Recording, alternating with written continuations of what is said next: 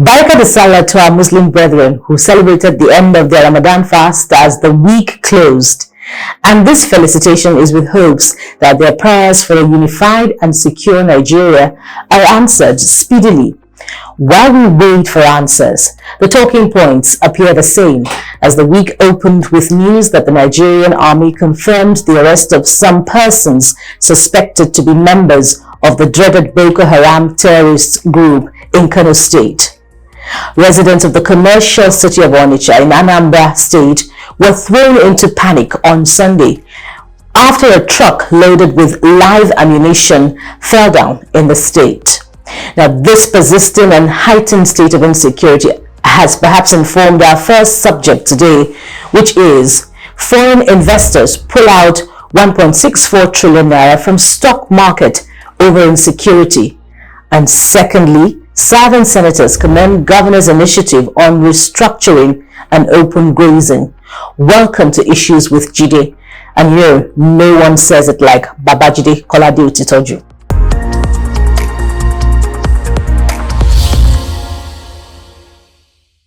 Welcome once again to Issues with Jide. I am Bukola Samuel Wemimo, and we're going to be doing a lot of frank talking today as I welcome our prime analyst and experienced veteran journalist, Babajide Kolade-Otitoju. It's good to do this with you every week. Thank you once again.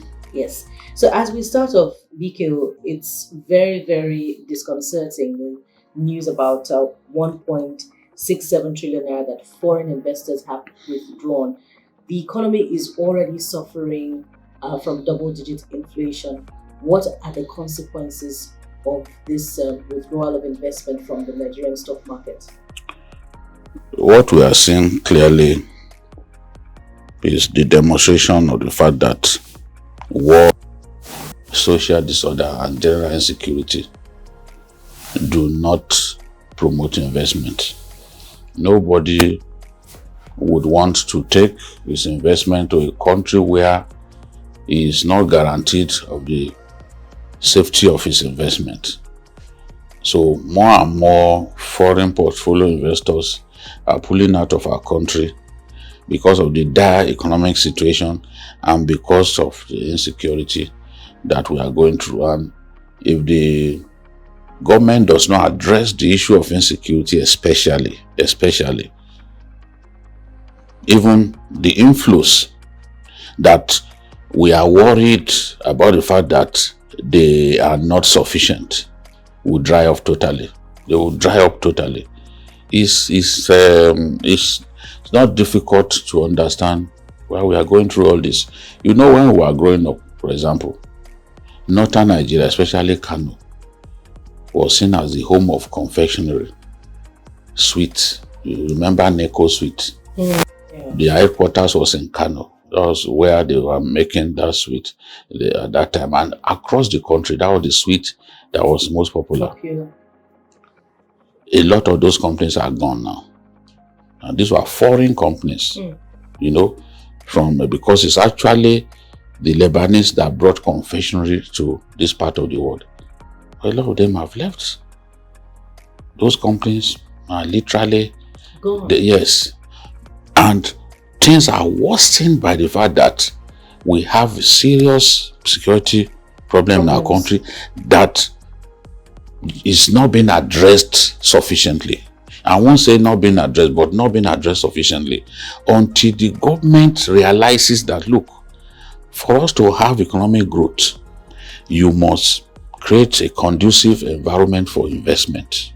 You must create a conducive environment for job creation, because people need jobs. When they have jobs, they would also be able to pay taxes that will help government to generate revenue. Right now, we are suffering seriously from revenue shortfall. That's why states can hardly pay their bills. This is where we are now. The economy is in dire straits. In 2018, inflows that came into our country was 776.45. 2019, 419.13 billion. And 2020, billion. Now, when you look at it's a drastic reduction when we compare what we have. Yes, generally across all parameters, you see that the economy has been doing badly. In May 28, a day before President Buhari took over, the size of the Nigerian economy, measured by our gross domestic product, was 594.76. Today, trillion? $1 billion. Okay. Now, the economy has shrunk today to $487 billion. Wow. That's more than $100 billion less. The forex rate at the time he took over was 197 naira to a dollar. Today, at the official rate, it is 411. Of course, you and I know that the official rate is not the realistic rate. The realistic rate in the black market. Yeah, the black market rate is closer to reality than any other rate. Inflation rates at the time it took over was 8.7%. Now we have double. Today it is 18.35%. Foreign debt at the time the president took over stood at foreign debt stood at $15 billion. Today is about $40 billion. So we're in dire straits. We are. So issues around kidnapping, the farmer header crisis, insecurity generally must be addressed. Look at the Americans warning their citizens about some states in Nigeria.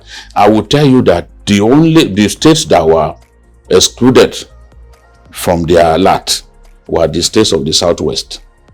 Meaning that more than 3/4 of our country is deemed unsafe. You know, the whole of the Northwest. Even Kano, that we know is relatively peaceful, they want their people not to go. Boko Haram elements were arrested in Kano. So maybe sometimes they see what the rest of us do not see. So it's really, really tough for us as a country, and at the rate at which we are going, we need foreign portfolio investment to help us energize the economy, create jobs, and increase the GDP. But if these people keep divesting out of our country, then the signals, I will say, are not good at all. Are not good. It will not help our much needed economic recovery. Now, if we can restore hope in our people that we can deal with this security problem, more and more people will feel comfortable to invest here. Even those who are investing in the stock market, a lot of them are moving their funds, even Nigerians, moving their funds out of the stock market to places where they believe that there is greater guarantee of investment return and guarantee that their funds won't be eroded. I mean, in terms of value of their funds, won't be eroded in any way. You know, so people want return on investment, and if they can't be guaranteed of that, they will take all right. So whatever they will do, whatever they think is right. So first of all, assure the international community that we have capacity to address this, and Nigerians as well, because we are not seeing signs that there's even a strategy in place to deal with the security problem. We are not seeing those signs. You cannot tell us that you can't deal with Boko Haram, for example. Now we have bandits everywhere, even taxing our people, signing deals with our people that, look, if you don't want us to attack you, then you pay us also amount of money every month. In this country, it's happening. In Niger State, in Katsina State, the home state of the president, is happening. Bandits are telling the people that, look, the military cannot protect you. If you don't want us to kill you, pay us also amount of money every month and we will stay away. That's what we've been reduced to. That's what we've been reduced to, and I'm really troubled about this. Okay, a related topic now. The southern governors in Asaba have reason to, say that to sort of reaffirm the decision of nationwide governors on February 11 that open grazing is no longer realistic and the way to go is ranching. So they're saying the same thing that had been said by their colleagues from the meeting of February 11. So BK, where do we go from here? I am particularly happy about the extent to which the Southern governors went. For so long, many of them, they were largely laid back about issues that have to do with the existence of our country, continued existence of Nigeria as a unit. But you can see them coming out now to talk about those problems, those big problems. Farmer header crisis has the capacity to create serious food security issues in our country. Because it's already creating when farmers are no longer safe. That is what has worsened inflation. The big trigger for the uptick in inflationary figure in our country is the fact that food inflation is on the rise. In the past, it was even agriculture that helped us to kind of modulate the inflationary trend. And when we were in recession, when we got into recession, agriculture was the sector that did not was not in recession. Other sectors didn't do well, but agriculture stood firm. But right now, that is the sector that is in trouble. So we are in trouble. We've got to do something about the farmer headers crisis. And look, this free-ranging attitude of the headsmen is one of the triggers for the problem, because you can't just simply let loose your cattle to go and hit people's crops, all of their labor of 10 months or more destroyed. It will trigger crisis. The farmer's blood will boil when you do that to him, because it's like you've killed him. So now they are saying this is an antiquated form of cattle breeding. Let's have ranching. I support that absolutely, and I'm happy that even the senators have come, or the lawmakers have come out to say we also support it. And the House of Reps members too from the South have also said this is good. We've also seen the Arewa Consultative Forum saying, yes, we support ban on open grazing. So I support it. But BKO, if there is no law to say that if you engage in open grazing as a cattle rearer, you'll be arrested and you'll be punished, that means that open grazing continues. No, it cannot be anchored on the words of the governor. No. States will now proceed to enact laws to that effect. Just the same way that Governor Otom, Benue State, yes, came up with a law, banning open grazing, and the punishment is stiff. Then the governor of Taraba too came up with a law, but at a point he pulled back. When it came to the point of implementation, he pulled back. But they don't have as much problem, as much farmer header crisis as Benue has had. Yes. So I can understand why the man pulled back a little bit. It's not such a big problem over there.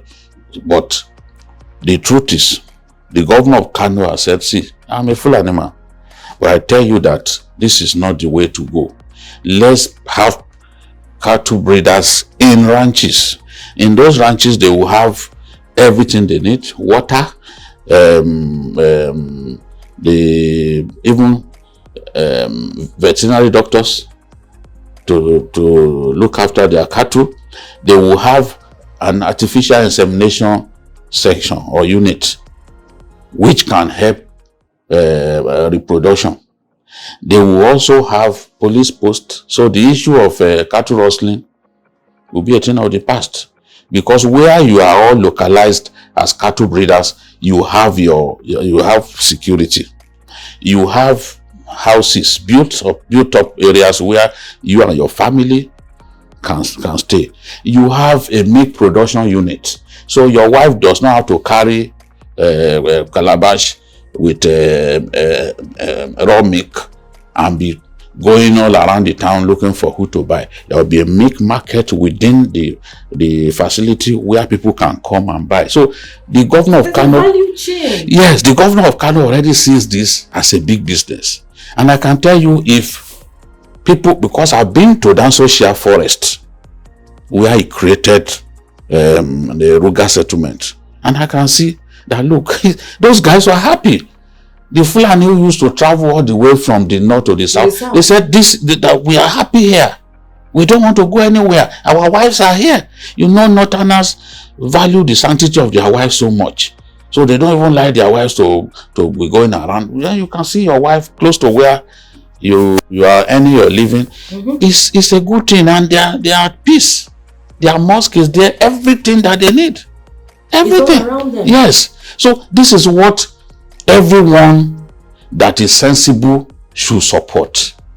The only problem now is that there has to be a time frame within which the law can begin to take effect. Because, for example, if some Fulani herdsmen had migrated down south because they come here during the dry season, and at the peak of the wet season they return to the north. So right now it's not the peak of wet season over there. It will still get to like July or August. Okay. Yes. So they are still here. So what do you do? What are you going to do with the cattle that they brought here? Are you going to get them trucks to load their cattle and then send them back to the north? Certainly, that won't be right. So there has to be a time ceiling within which they can talk to them to say, okay, you go back. Okay. Then this law will take effect from so time. So the governors have to be in agreement on that. So there's some sort of planning that has to. Yes, it will take time for this whole thing to crystallize, and I hope the governors will be patient to do that. But it's a fantastic suggestion. They said all kinds of things. For example, they suggested that we should create more ports. I can tell you, Buki, that in some countries it's only one port that they have, and that port remains the mainstay of their economy. In our country, we have more than 23 ports, and a lot of them are just wasting away. In Araromi, in Ondo State, we have the deepest point in the Atlantic in the whole of West Africa. And Araromi is about 45 minutes drive to Lekki here, where we are building. Thinking in that direction. So the governor wants a port in that area. You know, if they have a port there, all of our people from the southeast and south, they don't need to come to Lagos because it's closer.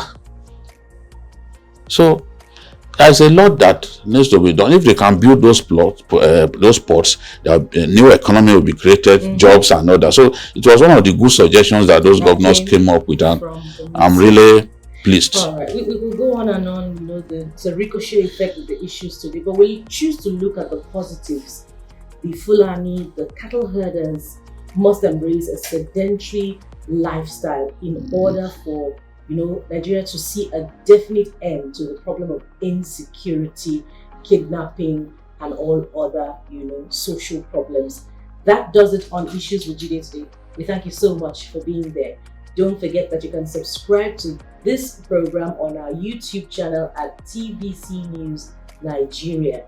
We're also on other platforms, Facebook, Instagram, and Twitter at TVC News NG. So make sure you watch other episodes that you may have missed. You find it on our YouTube channel. Until next week when we'll come your way again, I am Bukola Samuel Wenimo. Bye for now. And thank you, BK. It's always nice. Thank you so much for being my companion. Yes, indeed.